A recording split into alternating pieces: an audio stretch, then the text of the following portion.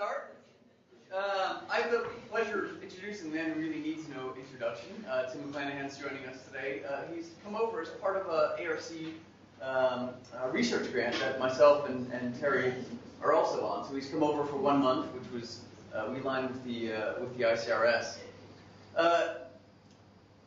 Tim's worked in so many different aspects of what so many of us have done, from marine parks and climate change, and particularly now he's been working a little bit more on the sort of linked social-ecological systems. He's vice president of the ISRS. He's published over 150 peer-reviewed papers and a number of books, and is an adjunct professor here at JCU as well. And he's mentored a number of JCU researchers there. So without any further ado, let me welcome up Tim.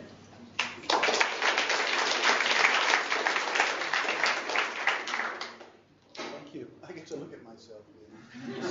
Slightly annoying.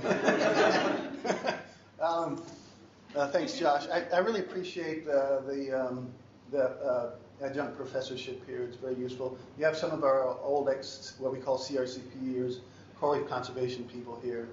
And I'm really excited by the new kinds of things they're doing, the social-ecological work.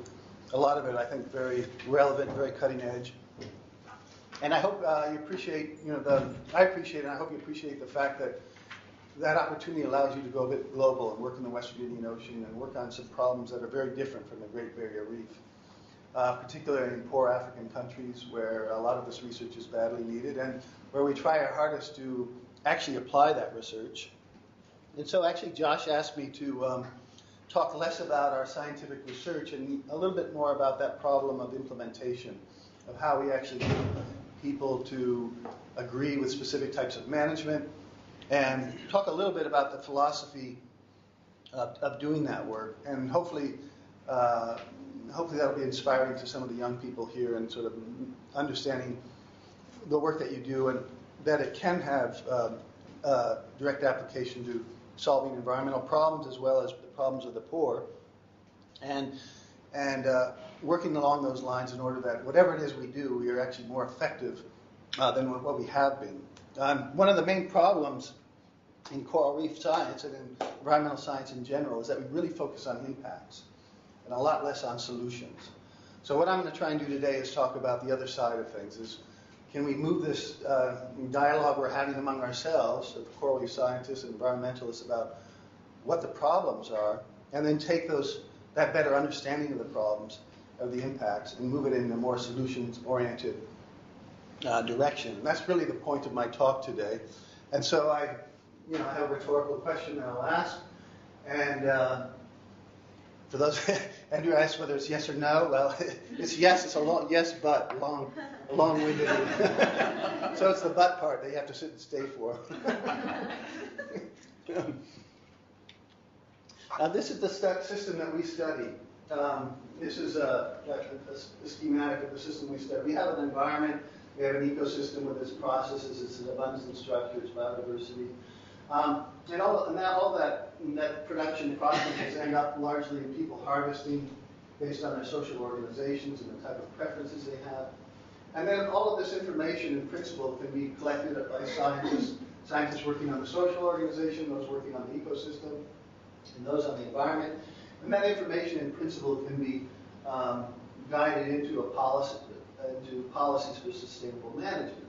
In principle, those policies then influence the type of management choices that we have, and that is a control essentially on having that production run into our social organization system.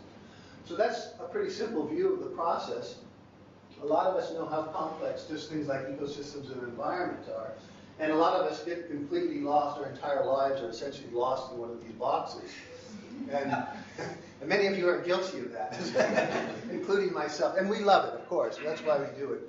It's exciting, process, abundance, structure, all of that is extremely relevant. But if you have to sit back and, like me, and try and work for a conservation organization where we can't really spend all of our time in a box, we have to think a little bit more about that whole system.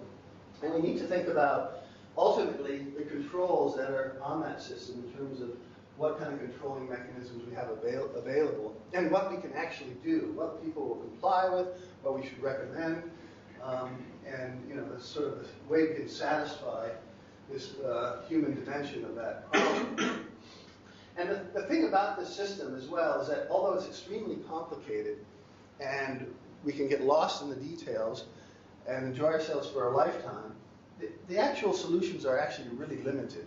And that's actually sort of a hopeful thing, that you can do things with habitat, you can do breeding of fish, you can do all of these things, but basically the basic toolkit for management is restricting gears or manipulating the types of gear you use. You can put restrictions on people's time, you can put restrictions on their space, you can restrict the kind of species they use, you can restrict the size of the fish they use, and you can restrict the effort. So those are basically the 6 types of limits that you have. So that makes it a lot easier to solve the problems, essentially, because if you only have 6 kinds of possibilities, that world of complexity and the world of hurt that might form down here ultimately ends into responsibilities about what of those 6 things we're going to do. Each of them, of course, has their own nuances, as you know. You can spend your life in this space restriction things, and many of you as spatial planners do that. You can look at fishing effort and try and figure out what the right levels of effort are. But ultimately, at least you're simplified to that set of possibilities.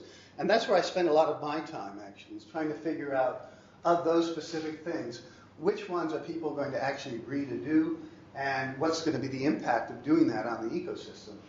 But I'll argue that a lot of my colleagues are not doing that as much as they should be. And that's basically the point of my talk, is to say, listen, it's a wake-up call to say, you have a limited number of things you can do. Let's start thinking about them in a more productive and more socially relevant way. If we really are concerned about the future of coral reefs and climate change and overuse, then we have to delve into those specific recommendations in order to help people do the right thing for our system. So one of the things that I did and published last year was to look at the actual restrictions, of those restrictions. If you look in the literature and evaluate how many articles have been produced on it and the number of citations, it gives us some idea of what we as that environmental or applied biologist community might actually be doing in terms of solving these problems. And one thing first to notice is that if you search the word impact in coral reefs, you find 250 papers on it a year ago. And those papers have been cited 4,583 times about a year ago. If you look at solutions in the same coral reef, you find 16 papers. So basically, we're putting a lot of effort into impacts and very little effort into solutions. And one of the reasons may be that the solutions papers are 20 times less cited than the impact papers. So the incentives for us as coral reef biologists is to focus on impacts and to get into a sort of a snowballing effect of studying impacts over and over, because it's good for our careers, it's good for science departments. By the metrics that we measure our impact and our success is actually measuring impacts rather than measuring solutions. If we were out in a business world, we'd have a very different set of incentives to work with, and that would not be about just studying the problems around how our company worked or how it failed or how many times it failed over and over again. We'd actually want to know something about what actually solved the problem. So why are we doing this? And that's part of what I'm going to delve into in more detail as to why what is it about ourselves and our value system, our incentive system, that makes us do that, and then what can we do about it, and how can we couple that with the incentives of people that are actually using resources. So if you break it down a bit more, what you can see is of these restrictions on gear, you can see that spatial closures and reserves are really the big thing that get most of our attention. There are 200 articles at that time, over 6,000 citations, a lovely H-index of 45, which all would love to have. And what's really interesting to me is there's actually 105 people that ever publish more than one paper on it. That means people keep working on the problem over and over again. They don't get in and get out. It's not an opportunistic field. It's one that they can find a job in. It's one they can actually make a life out of. But if you start to go down the road until you get down to size restrictions, you only find 5 articles and 26 citations and a pathetic H-index, and nobody has ever studied more than one paper on it. So what's the problem? What's so bad about size restrictions? Fish, why is it uninteresting to us? Why don't we look at that? And I'll try and delve into that a little bit more. But the other thing about it is, too, is that effort is often considered sort of your second biggest thing. And it has a fairly good citation. But if you actually look at the papers on effort, you find that most of them didn't really study effort. They actually mention effort in their abstracts, and they recommend reducing effort, but they never really studied it from a scientific point of view. That is, looking at gradients of effort and what happens to the ecosystem over that effort gradient. They're actually mostly citing effort as the problem and spatial closures and reserves as the solution. So that's why it comes up in the abstract. It's not that they actually are studying effort very carefully. They just know there's a lot of people out there doing a lot of damage, and spatial closures and reserves are, in fact, the solution to that problem.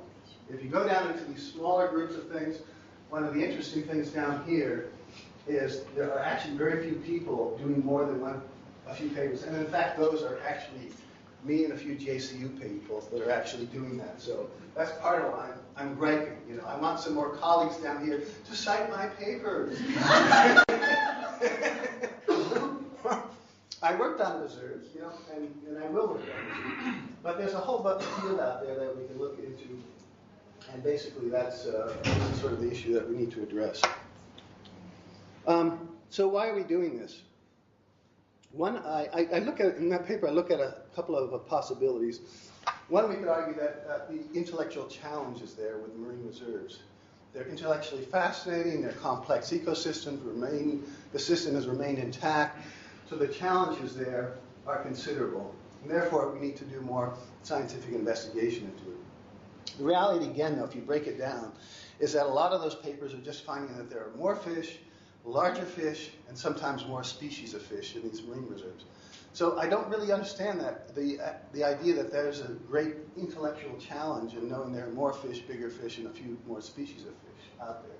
And I'm part of that problem, right? I've done this that many times. So the intellectual challenge argument I don't really buy that so much. The career incentive challenge, I buy that one a little bit more, because if everybody is citing us when we do this reserve work, that's the basis for getting enough publications, basis for getting jobs, the basis for getting so that's something that I think is actually more important. So logistic feasibility, again, it's pretty nice just to have a park and a non-park area, and there's just a lot of studies out there of parks and non-parks. So I would buy that it's logistically feasible, but I'm not sure it's so much more feasible than studying a gear access, an area with and without certain gears. Those kinds of studies are quite possible. So why is it we don't spend so much time on looking in places where there are gill nets versus just line fishing, or areas where there's spear fishing versus unregulated fishing? So the logistic feasibility is, again, not always that impressive as well. The academic culture, I've already argued that I think it's partly a strong effect of our academic culture. And then the question becomes, what is it about our academic culture? Why is it we're not focused on solutions? Why are we focused on impacts? And I'll go into that a little bit more in the course of my talk.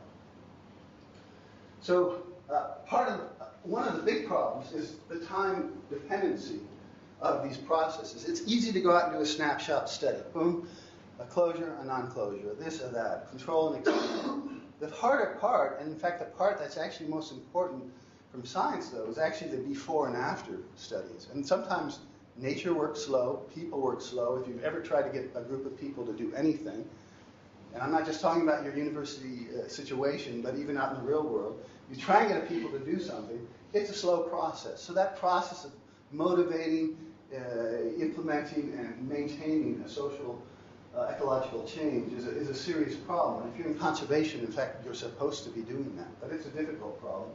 So a lot of us avoid that. So we end up with this perennial mismatch, essentially, between personal, societal, and ecological needs, and what we do because we can do it and because it works well for us individually. So individual incentives and social incentives, the usual disparity there leads to this kind of problem.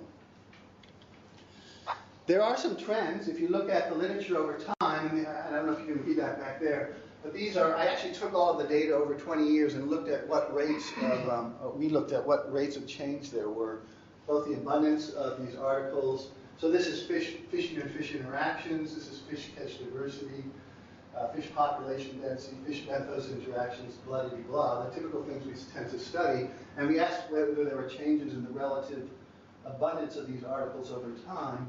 And you find that in terms of the things that I'm talking about, there is more stakeholder interviews. That's the one trend that's going up over time. We're starting to lose relative papers on fish catching diversity and fish population density. Those tend to be going down. There's some other weak things going down. The one uptrend is stakeholder interviews. So potentially that's a good sign in terms of we're now interacting with stakeholders. We're asking them, about themselves essentially. And in principle, that may allow us to actually create opportunities to do that. It's still a fairly low thing, by the way, in terms of the total things that we study. Traditional ecological knowledge is quite low. But nonetheless, there is a trend, and that's hopeful. But I'll argue that, in fact, that a lot of the social surveys that are actually gone out there suffer exactly the same kind of problems that we have as biologists. And that's that they get completely fascinated with their subject material. They find people as interesting as most of us find fish and corals. So they actually go out there and try and understand people rather than understanding their problems so much and solving their problems. And so if you go out and work with social scientists like I do, you'll find they're asking a lot of questions that are really background type stuff.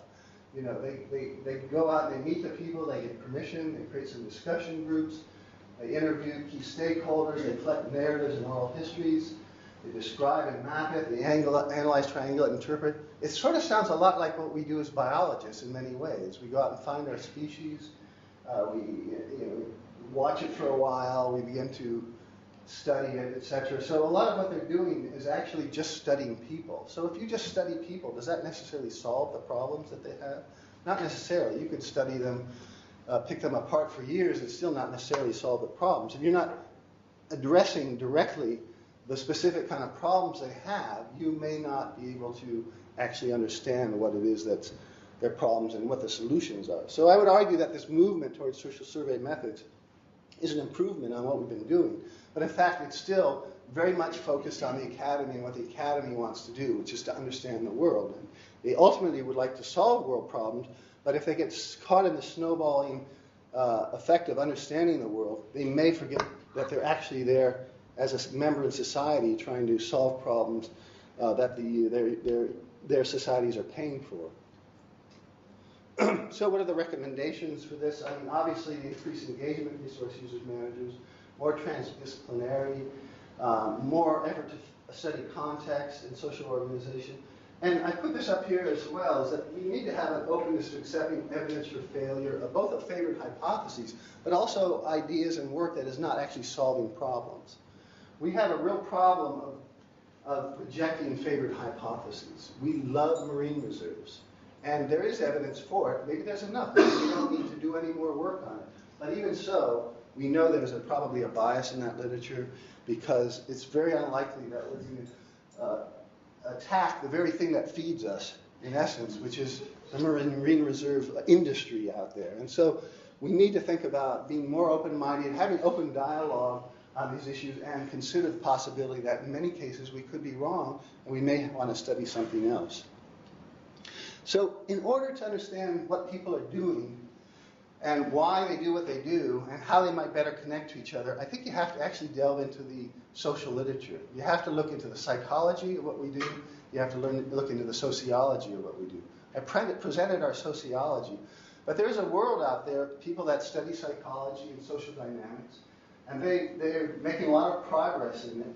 And one of the ideas that they have out there is what they call the VBN, or the values, beliefs, norms. And that is basically that based on the types of values that we have, whether we have biospheric or altruistic or egoistic, or what I'll add to this, what I call fatalistic or metaphysical, based on these values, we have a series of beliefs, and those beliefs ultimately determine the type of the behavior that we have. That is, if somebody is a biospheric person, they may have a certain set of beliefs that ultimately lend them to becoming activists. Or they might have a behavior that says, no, activism is bad, what we need to do is engage in government, and you have to develop hierarchical structures of governance around these resources. and make sure those hierarchies are sufficiently robust that we can actually deal with the problem. So this sort of conceptual way of looking at our values, I think, is a critical insight into understanding why we do what we do. If you look at their literature and you look at the kind of studies they have, they do have a good fit to some of these ideas about ego, altruism, and biospheric values and personalities. They've been tested and mostly largely on educated people in developing countries. And that's what I think at the keynote Peter was talking about. What's the acronym they use? WIMPs? Oh, you don't know?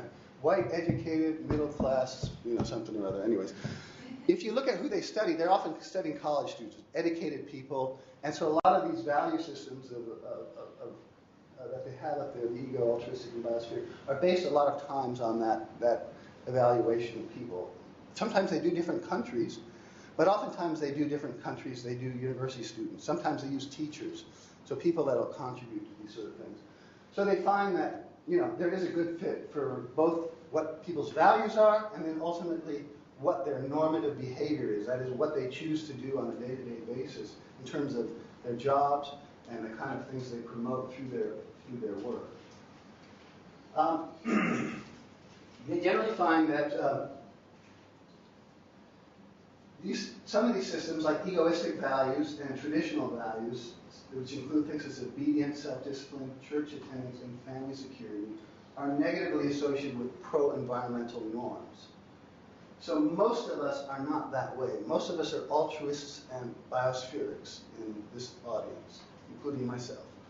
But we interact a lot with people that are egoistic and have traditional values. And in fact, when you work in the tropics and you deal with fishermen, most of them fall into those two categories. So part of the problem we have is that our value system is very different from their value system. And you see that unfolding in developed countries as well. If you're an American, you know the difference between the political right and the political left. They don't understand each other. They talk about the two things side by side. Two different value systems. They can have a very hard time interacting. And from our point of view, those of us that are pro-environmental, these people are a problem because their behaviors, their norms, tend to be associated with non-environmental points of views. And therefore, we have this very uneasy relationship with religion and metaphysics. And most of us are probably atheists or agnostics in this room, but most of the world is not. All the people that I deal with have strong religious views. They're highly metaphysical in the way they explain things. And so if I go in there with a position on an atheist or a Zen Buddhist or whatever, and then I talk to people with very different views, sometimes we're just not talking the same language, because at the very basis of values, we're not in sync with one another, and that's a problem. The other thing about egoistic values is that they're what I would call low-cost values. That means it's easy to be egotistical. To think about myself is easy. For me to go out and help a guy is difficult. It costs. Okay? And that's true, I think, also with tradition. It's easy for me to do what my father did and what my grandfather did. It's a lot harder for me to decide I'm going to barrel out there and become a polyp biologist, or something like that. That's not such an easy thing to do, as you all know. It's trying to get grants, It's much easier to grow sugarcane, go to church, and do what God tells you. So these are some of the problems that we have, and these are real problems. These are not hypothetical. We encounter these every day. And the problem that we're having, in my mind, the more difficult problem that I have, is that even though we have this view of values and beliefs and norms, the theory and empiricism are very Western-oriented as well. So if you work in Africa or a lot of the tropics or the Arab world, you're going to find that theory is not always that useful to you. And you don't really understand people very well, and part of the problem is what I said before, metaphysical values. We ignore them at our peril, essentially. And the other thing is that we are wealthy. You don't think of yourself as wealthy, but you are wealthy. If you're in this room, you are a wealthy person compared to the people that I work with who are earning $2 a day, and the decisions they make are based on what will get them through to the next day. And therefore, there's a very strong likelihood that poverty is going to promote these egoistic values and traditional values. And when you talk about doing something in the future and about this good biophysical causation that you spent years trying to understand, they're sort of like, yeah, that's interesting, but I got to deal with more immediate problems. And to put that into a more conceptual diagram, this is what is called, I call it the values wheel, and people like Christina Hicks are now working on this in your center. And this is sort of taking that value system and breaking it down into more component parts. And this is based, Schwartz has done thousands of interviews, and what he says is that people, individuals in different cultures, have different types of value systems that can be broken down into these 8 main categories. And if you interview somebody, you'll find that people typically tend to fall into those specific groups, and cultures oftentimes as well. And those have been further broken down, or I should say not broken, but aggregated into 4 metagroups, if you like. One I would call the altruistic, egalitarian, and possibly a biospheric person. That tends to be us. We have sort of benevolent views of nature. We don't want to harm it. We don't want to harm other people. We have universalism. We think of things in broad terms, in terms of equality for everybody. And we often think about the biosphere. We don't want to destroy habitats, things that we depend on. And so we tend to be in that quadrant. But what I've added to that is what I think of is the cost of that. Is that basically that's a high cost position. To do that, you have to spend money and time and effort. And so if you're in that position, you're very likely to run into problems with people that are low cost. And in this case, when we talk about tradition, or what I'm calling fatalism, people there are generally conformists, they follow traditions, they're concerned about security, and most of those things are generally low cost in terms of expenditure, and probably they have cost benefits that you have to think about. But those people are going to have a fairly different view from the high cost people.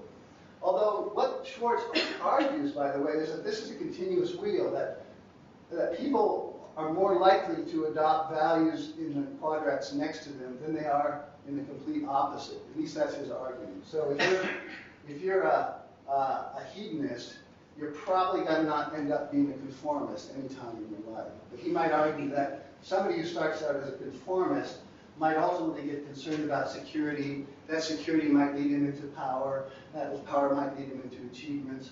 And whether he goes all the way to hedonism or not, possibly. I haven't we can think of people in history that have done that.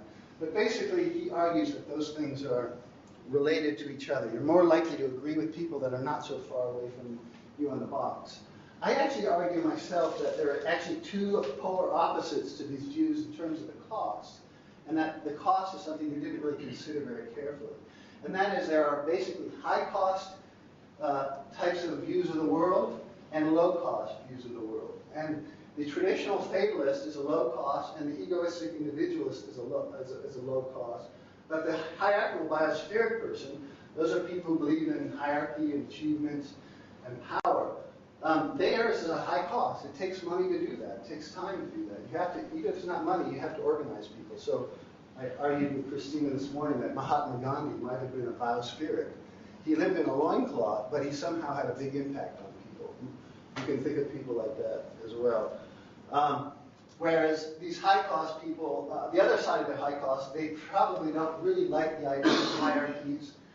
They don't really like the idea as much, but they're willing to spend cost to achieve their goals, to have their values expressed. So sometimes I think people can move across these boundaries, and I'll argue that in many cases we as conservationists often move from self and transcendence to self-enhancement and power depending on what our goals are. Whereas people in the low cost will often move between these 2 things depending on how well their traditions are holding up and whether they're not. So a big problem in Africa is loss of tradition. And one argument is once tradition is lost, people become more selfish. And they behave in selfish behavior, whereas before tradition. So a lot of the time I spend with the fishermen that I work with in Africa, and this is true in PNG as well, we're trying to get them to actually adhere to the traditions. But in fact, some of them, those traditions have been eroded, lost, and they're now in this position because they're still poor, but they've lost some of these things that might have worked. And when you talk about those things, you can get in a lot of discussions that are quite complex, as you might imagine. And that's the point that people that enter into the field of management understand better than we do, and that is that when you create a forum and you're trying to create consensus with people, that room is full of people like this: fatalists, hierarchicalists, biospherians, egalitarians, and individualists. I call a forum, and we're all sitting in that room, and we're talking about how we want to save the Great Barrier Reef or Kenya's fringing reef. The diversity of opinions in there could be simply overwhelming at times. And so, how do you move forward in forums with this kind of problem? Well, one approach is just to talk to yourselves. Just talk to the fatalists. Those are the people that go to church and talk about the Bible, and all their life is just within the Bible or the Quran or whatever it happens to be, and they just don't want to talk to anybody else. Another approach is to talk to everybody that believes in not harming things, the vegetarian, the egalitarian. He doesn't want to really interact with anybody who's not a Zen Buddhist or whatever it happens to be. Or to hang out in the business world of individuals who are thinking about profit motives and how to incentivize things. Or people in hierarchies like the government security forces that have to submit to hierarchical structures. So you can do that, and you can hope for that. But the reality is the world is complex. You as an individual might change a little bit over this, but when you get a forum, a lot of people are not likely to accept these ideas that are particularly different from their own. And that's what's been called by management type people as wicked problems. They get into a room full of people, they don't know where to go because everybody's got a different value system, and you can't seem to solve it because you just can't even get on the same page with everybody. And that's a lot of what I deal with in terms of trying to get people to buy into conservation. Wicked problems, people that just simply won't agree on fundamentals. But I think there's some hope if we kind of break it down a little bit and look and see what it is those people in those different types of value systems, what those people with value systems, what are the social actions they're likely to agree on, and what sort of tools they're likely to have. And if you can sort of have an idea of that, you sort of know where you can go or where you're not going to go, where you're just wasting time, right? So if you're dealing with a bunch of traditional fatalists, you're probably not going to go with the UN. They should listen to the UN Charter on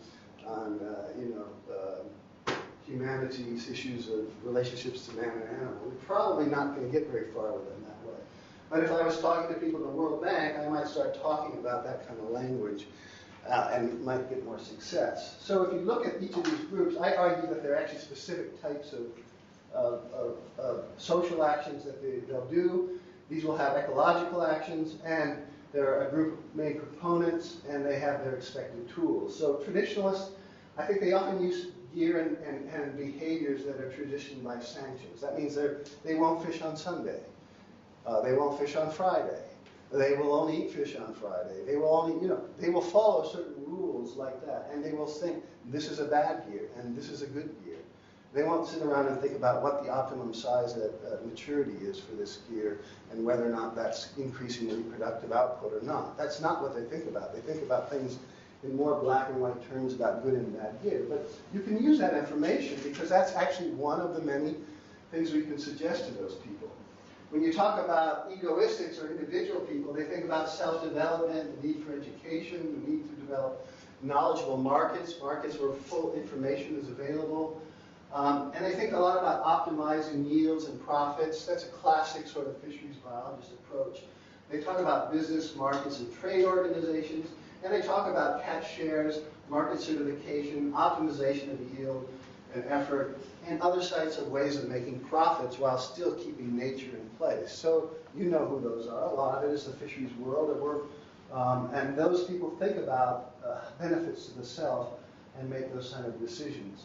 When we talk about altruists and egalitarians, we think more about not harming. So these are often the social scientists that go out and talk about ultimate livelihoods. They talk about compensatory processes, payment for ecosystem services, taxation, all of those sorts of things. They want to protect nature. They do not want to pollute it. The main proponents are NGOs, such as myself and what I represent. The poverty alleviation people, some of the government people are like that as well, and they think a lot about ecosystem-based management, destructive gear, buying out gear, livelihood alternatives, and to some extent market-based evaluations as well. When we go to more hierarchical people, they think about things in terms of the intrinsic value, basic what we call human values of not harming nature, and developing eventually hierarchical organizations and taxation structures that ensure that people are not damaging nature or one another. So these are the people that are actually can be in the police force, but they could also be in the UN promoting the proliferation of marine protected areas. 20% of the marine protected area, the world in marine protected areas by 2020. They have these global visions, and they're going to achieve them through international treaties and through organizations that work down these hierarchies. And a lot of times they'll use those kind of components. So if you sort of see this and you enter into a forum, you can sort of look at that and go, in this particular forum, I'm probably going to have a lot more luck if I do one thing or the other, as opposed to the one I personally believe in. And that's where the trick lies in terms of getting motivation, getting people to work. Now, there are cases when it's complex. You can have a whole room full of people with different points of view. And there, it's about crafting narratives that actually integrate each of those things and don't seem to give one priority to the other. And that's the crafty thing that framing people do, people we think of as promoters, as advertisers. They're looking for language and words that doesn't turn off these people or those people, but somehow integrates a lot of their desires into a narrative that seems to take account of everybody's needs and everybody's value system. And that's a tricky job. Those are the great politicians, the ones that really get things done. Those are the people that do that. But we can do that too in conservation. We can come up with narratives that sort of blend these things instead of just hitting our heads against a wall of values that's just not going to give way. And just to give you some example, this is from Christina Hicks's dissertation. She actually looked at ecosystem service values and looked at managers and scientists in the Indian Ocean. And this is the ecosystem service business, if you like, or worldview, is this emerging recognition of our need to be interdisciplinary between ecologists, environmentalists, and economics. So we've developed a new language of values that we call ecosystem services. Don't be mistaken that this is anything particularly new. It's just taking old ideas between economists and biologists and people interested in the environment and coming up with a way that we don't keep arguing with each other about what our values are. It's not just money versus biodiversity. It's not just traditions versus profit shares. It's some way of kind of coming up with a narrative that blends those different views. So it does what I'm saying in terms of identifying narratives that we can all share in common, that is the ecosystem service point of view, and coming up with a way to talk about using and protecting or whatever it is you want to do with nature, developing social-ecological balance with nature that uses a different set of value systems. But what you can see is that there are differences. In general, managers tend to be strong on culture, aesthetic, education, a lot of those what I would call traditional values, sometimes on profits, and there's some things on traditional existence values as well. These are the ones that are only statistically significant in this particular study that you did. Where scientists tend to focus a little bit more on maybe biospheric values. I can particularly see habitat as one of those, coastal protection as another biosphere, and there's some also interest in selfish profit motive fisheries and gleaning and whatnot. But in general, there's also a bigger emphasis on these sort of biospheric values. So when we get in a room with managers, we have to realize we're not always talking the same language, and that's part of where sometimes we just don't listen well to each other, and that's because of these different sort of value systems. So you see that over and over again, I'm sure. In my world, managers love to badmouth scientists. You know, they think about all the things we don't do, and we love to badmouth them. And you're looking down, Andrew, you must be one of those people. But we all do it. So. And part of the problem is this essential system. But if we understand this, we're more likely to have success. Here's another example from Christine from the East African region, where she looked at, these are communities, every dot is a community. This would be Madagascar. This would be the Seychelles. This would be Kenya, Tanzania. And she looked at each of those ecosystem values in terms of who expressed those more often in terms of those communities.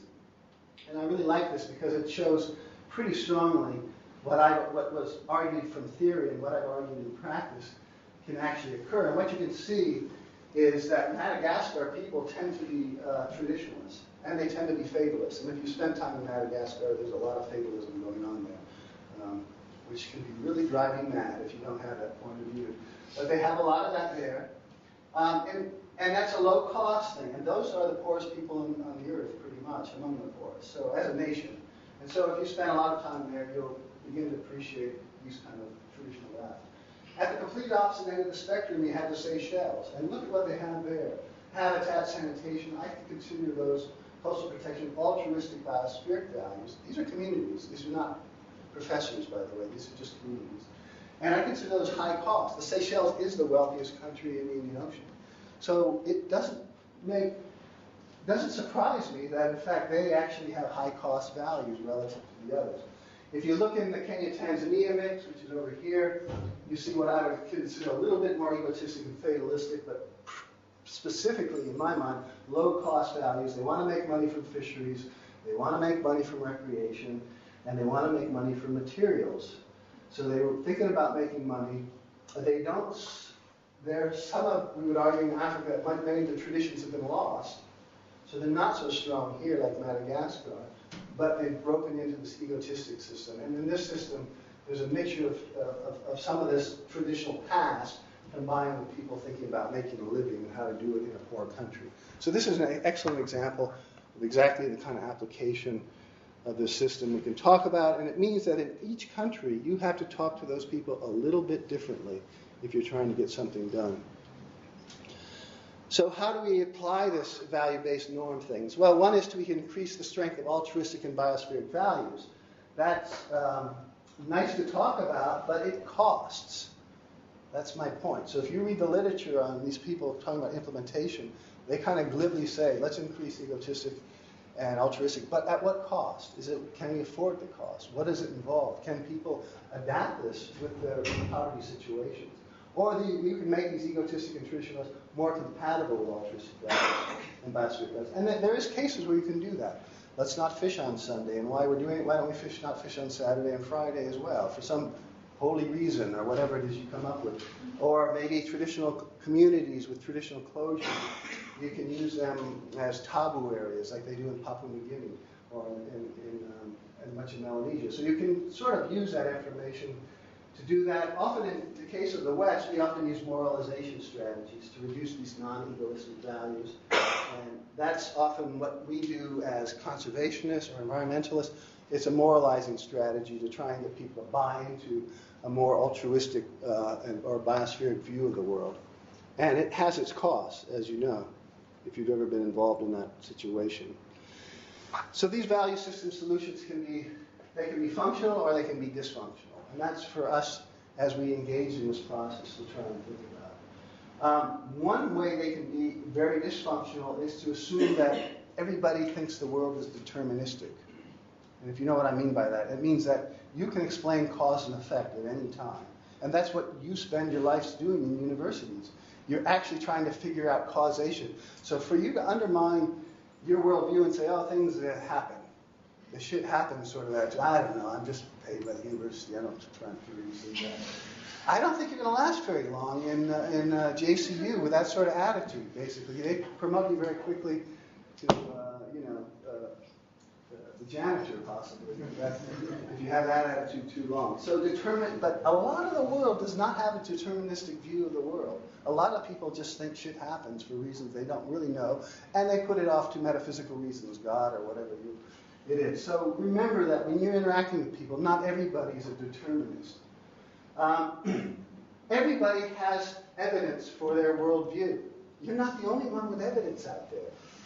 You know, you might have more evidence or different kinds of evidence, but everybody's got evidence, for what they think. So if you go out and say, yeah, but I know that because McClanahan published that on that 10 years ago. That's so old. The evidence is established, and people are wondering, well, my mother told me, such and such, and that's their evidence. Or a guy at the market, that's their evidence. So everybody's got evidence, so let's not act like nobody has it. We're the guys with the evidence, and they're the ones without the evidence. We all have evidence. And it's dysfunctional if we don't appreciate that there are other perceptions of the world and other values, and if we don't adopt actions that are not in conflict. You can be functional if you adopt these solutions that combine key elements of the value system present in the management. That's what I was telling you about. You can craft solutions that fit everybody's narrative. You know what the narratives are out there, and you try and find ways that don't polarize the narratives, but somehow match them in ways that are useful for getting your outputs to occur. The other thing I'll talk about briefly is that I argue that many tropical fisheries people are fatalistic and metaphysical, and when they develop relationships with NGOs and universities, they can often be dysfunctional. They take your money and they nod their head, but they have no intention to do what you said to do. So that's a dysfunctional client-patron relationship, and that's part of the problem, underlying problem, is that they often don't have the same deterministic value system that you have. And so what we're trying to do oftentimes in conservation or in management is trying to take a bunch of people that have deterministic, biophysical deterministic views of the world, either individualistic, egalitarian, hierarchical, and we're trying to influence this fatalist or metaphysical group. We're trying to get them to use our tools, gear restrictions, space restrictions, time restrictions. We're trying to get them to use their tools, but we don't necessarily know what it is they think. And even as a group ourselves, we don't even agree on the mechanisms to do it. We think, give them market incentives. No, just a result of traditional fisheries methods. No, let's just go out and establish 20% of their earth in marine protected areas. We go out with these different messages to these people who are sort of like, God has treated me well today. I have a full belly.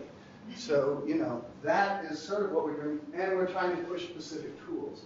That's not necessarily a bad thing. You can do it. You can have it. I'm making fun of it, but you can do it. You can actually organize forms in ways that are functional and productive if you go about it the right way.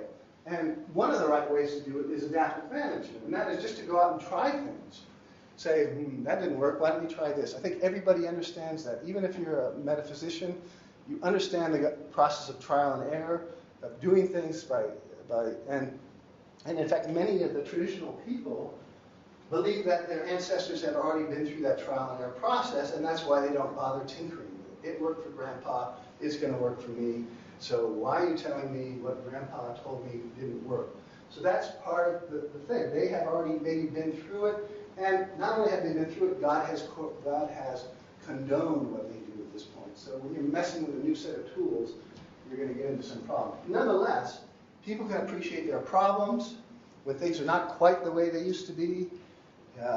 Fish catch was not by the basket load anymore. It's now by 2 fish per day. Then maybe they can scratch their chins and wonder, maybe we need to do something different, and maybe we need an adaptive management process. So you can do that, and my argument with this sort of diagram is to say that you can then develop very useful feedback loops between the various deterministic and indeterministic worldviews and come up with solutions that play with toolkits but don't really get caught up in specific causations. So, only 5 minutes, Josh. 10 minutes. 10 minutes? Okay. That get caught up in different causations. And that means if you're communicating to those people, you don't have to talk too much about cause and effect. You go more talk about impacts, problems, and solutions, and how you might get to those solving points, rather than a long explanation of how you think the world works to people that may not share that worldview. So I argue that sustainability is actually more about finding that balance in desires between various groups, less than it is about finding the balance between resources and interdisciplinary research. In the academy, we like to talk about interdisciplinarity as a solution to our problems. It may be a solution to understanding the bigger system, but it's not necessarily a solution to solving an actual resource problem. You just may have a really good understanding of why the thing didn't work, and that's not always that useful in the end. So again, I would argue that these social surveys are on the rise, but sometimes they're not addressing the key thing, which is values and the norms associated with them. And so we have opportunities there by taking this theory and applying it in a more appropriate way. And I've argued that there's a couple of very specific things you can do. One is you can have forums, and this is a forum we hold every year in Mombasa with fisheries leaders. And this guy is talking about, I think, the gated trap that he used, a trap with bycatch escape gates, and explained to the community there whether he liked it or not. And he loved it so much they told him to sit down and shut up. And in that system, we try and develop adaptive management. That is getting more and more people to try it and report back what they found. Another thing that I found really important, and most people don't realize it, is actually statistical evaluations of people's values. When you go into a forum and there are a lot of opinions out there, it's a tendency to listen to the guy with the biggest voice or the guy who, has the most seductive, provocative way of getting support. And those people tend to dominate meetings. There's a lot of social domination, and anthropologists would tell you that. When people meet, there's social dominance, and their narratives often win through, but often they haven't won hearts and minds, so they actually don't get a lot of implementation or buy-in on that. So what I found very useful is just to ask people what they like and actually statistically evaluate it. 80% want this, 20% want that. Funny, John, you were really loud about that idea, but only 20% of you agree. We agree with you. What's the problem? That kind of simple evaluation of people's preferences and needs is actually really eye-opening in a very good way to open forums based on what you think people want, having those discussions, developing the strategies and the implementations through an adaptive management scheme. Here's an example of about 90 communities that I've studied in the Western Indian Ocean, asking them specifically to rank how much they think this particular restriction increases the sustainability of their catch. And you can see that they cluster into 8 different groups. There's a group, cluster 8, is actually managers. Those aren't fishermen. All the fishermen are down here. Okay. These are you and me and the managers. We love everything. Everything is good. We're easy to convince. But as you move into these other groups, you begin, things tend to drop out. One interesting thing is that some things stick it out. Gear restrictions seem to stick it out throughout. Even the most negative people who hate everything, they actually like gear restrictions. So why do we have 3 publications on gear restrictions in the Coral Reef Science? Shouldn't we have 30 or 100? Probably something we should be doing. Minimum size of fish. Also, across the board in all countries, they like that idea. There are problems with minimum size fish. If you ask them what minimum size they want, it's not the one that optimizes yields, but it's an idea that you can play with that group regardless of where you go. But if you're talking about closed areas or time restrictions, you find it's pretty variable. By the time you get out to cluster 4 and 6, they're probably not people you want to talk too much about closed areas with. There's probably going to be some issues around it. So you can use that information to specifically do context-specific recommendations. This is what their distribution is in the Indian Ocean, the most positive being white and violet, and the most negative being red and black. And you can see some of the countries are quite different. Madagascar actually likes a lot of restrictions, which is kind of funny because they're fatalist, but they actually like to follow traditions to some extent. This group is a little bit more bad boys there. Kenya's a mixed bag. That's where I live. And you could say, oh my God, how do you deal with all this complexity? I love it. I love it because everybody's a treatment to me. There's the guys that don't like this, and I can get 3 of those together, and I can get a balanced design of people that hate things and love things, and you can actually get some science going instead of this cross-the-board ideology, implementing ideology in a monolithic way, which conservationists are supposed to do. I don't. I go out and say, let's set up an experimental design here. Haters, lovers, and whatever. So that's the approach that I take, and it's a great place to do that. And most of these, this is where I work, most of them is a very short, 200 kilometers of coastline. So I also save petrol by working there. So our carbon footprint is very low in that sense, except when I go visit these other countries. But that's what it looks like. Another thing that turns out to be really critical is the scale of benefits and costs. And good social scientists will always talk about that. And this is an example where we ask, these are looking at the various restrictions, and we ask people whether it benefits the self, the community, or the government, this particular restriction. So if you look at gear restrictions, and there are these are three clusters, by the way. You don't have to pay too much attention, but there's a negative in white and a more neutral and a positive cluster based on this particular group of people I study. But what you can see is that everybody seems to recognize that government or the nation benefits from almost any restriction. So whether it's closed seasons or protected areas or species selection, despite whether you have a negative attitude or a neutral or positive, you generally see the government benefit. The problem is, when you talk about communities and self, that's when people start to drop out. So if you look here at closed areas at the top, everybody agreed that the government benefits from closed areas. But as you go to community and self, you can see that it's dropping down the amount of support for the self until it's really low in those closed areas. And the difference between government and self, that difference we use as what we call disparity. People's sense of disparity about the benefits. And if you can find out what people, you can often find that a lot of their attitudes towards these are actually based on their sense of disparity. If they think there's somebody getting an advantage and they're not getting a personal advantage, they tend to not support it.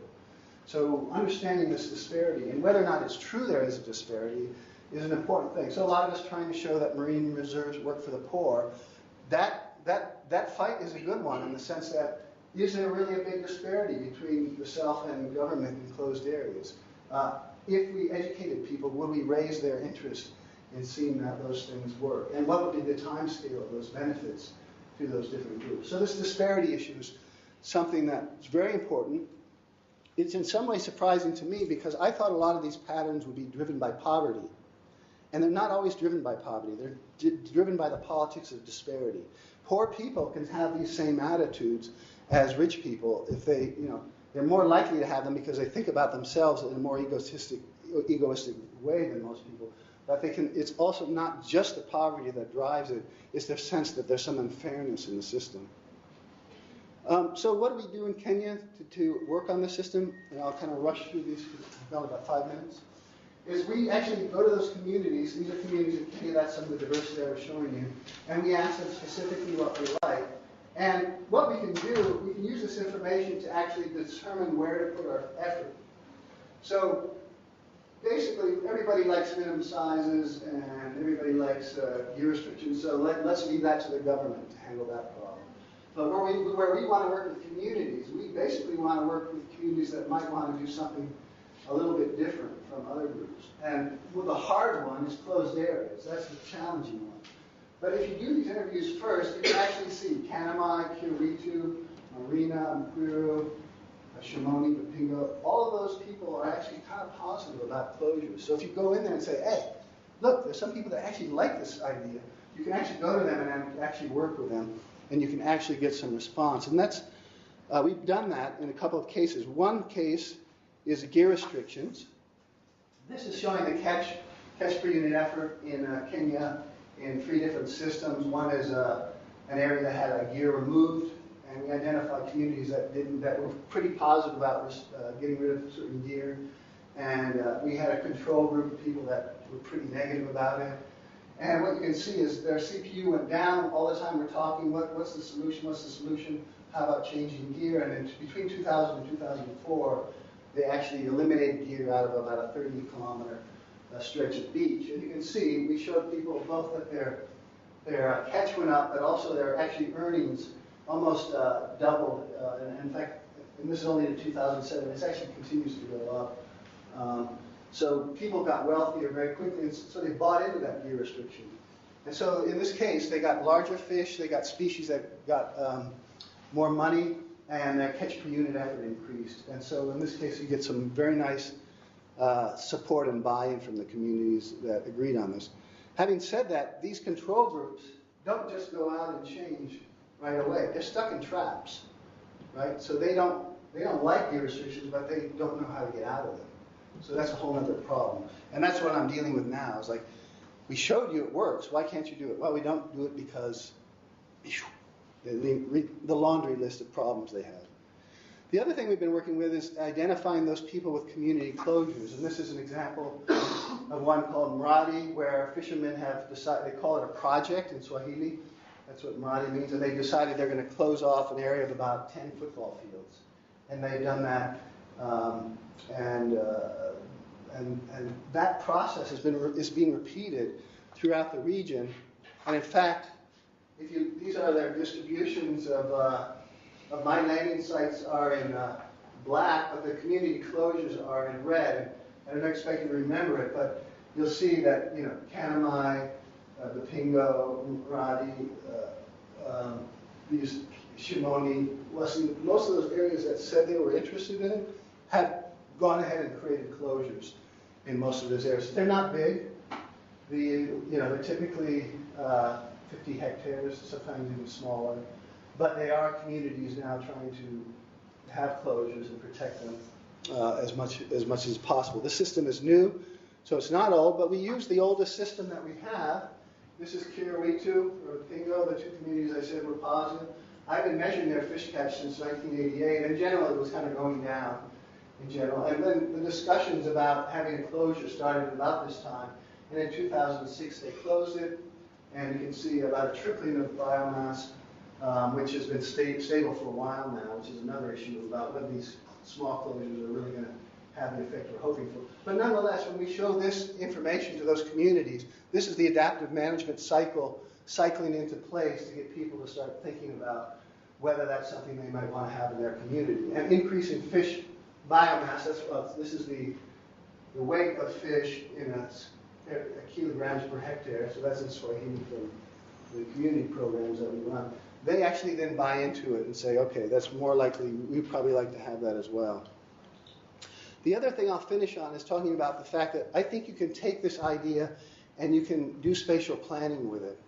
It's not just a community level approach. I think you can actually take, you've seen the maps, you've seen how people distribute things. You can actually sort of take information about the environment and the people and sort of come up with multiple axes in the types of different management systems that you might adapt. So we've actually done that for Western Madagascar. In that case, Madagascar was problematic. We didn't have a survey of a lot of people and what they wanted, but what we did have was we had some information about their human condition, their fisheries catches. We had some information about the biodiversity in their locations, and we had some information about how stressful the environment was for coral. And you can come up with sort of a context-specific suggestions for policy or recommendations based on the eight possible types of policy or recommendations that you might have based on those types of information. And Madagascar is challenging because of that lack of information, but it didn't stop us from doing that. So just as an example, if you use that approach, you knew what the exposure to environmental stress was from low to high. There's two groups, low to high. You know what fishing pressure was from low to high. You knew what the biodiversity was from low and high. Then you suggest specific types of management based on that. So if exposure is low, fishing pressure is low, and biodiversity is high, the recommendation is large closures.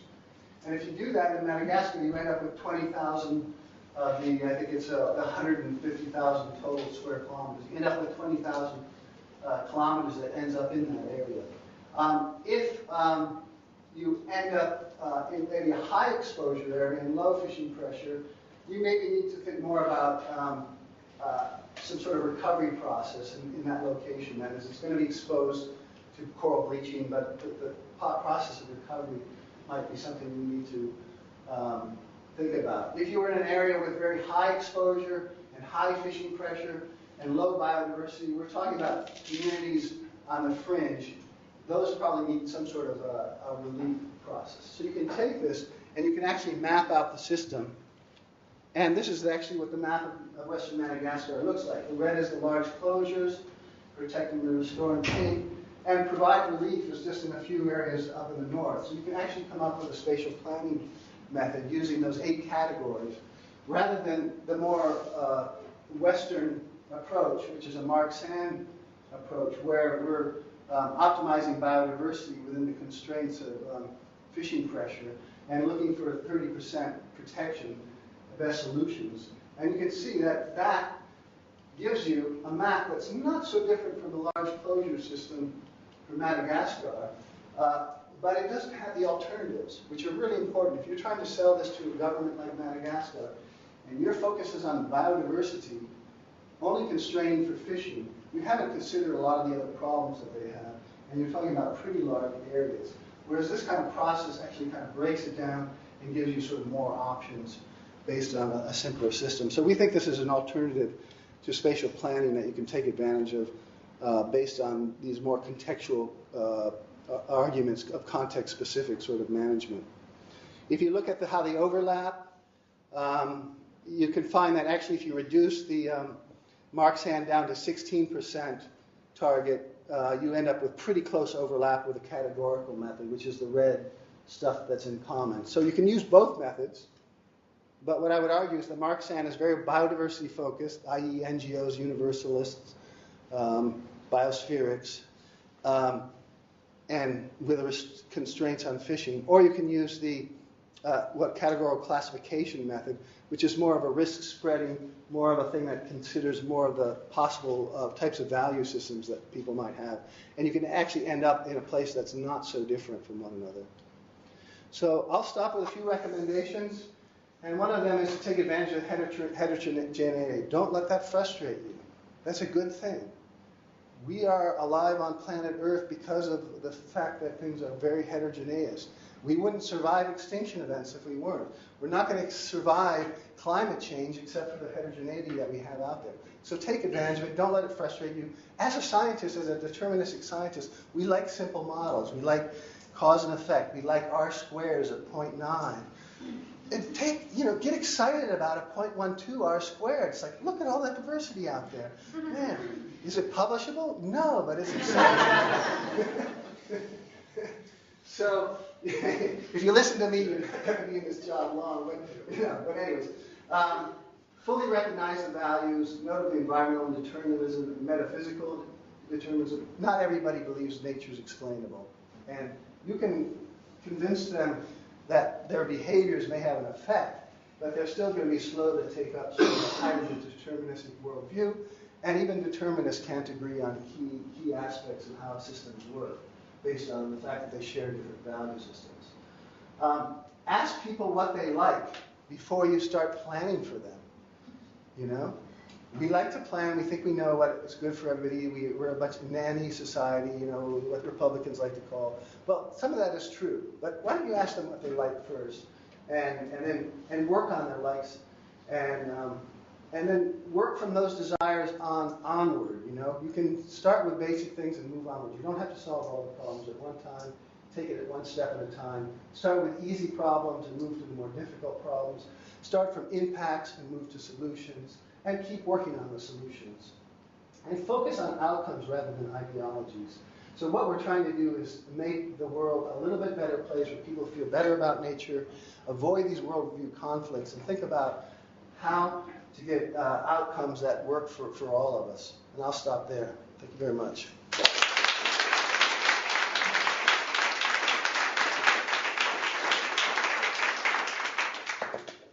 We'll run over it a little bit, but if you want to throw a question or two at Tim, he might take it. If not, you can just come up and say hi to him. Otherwise, I don't know what you guys are doing for lunch, but people can go and have a chat with you over a few.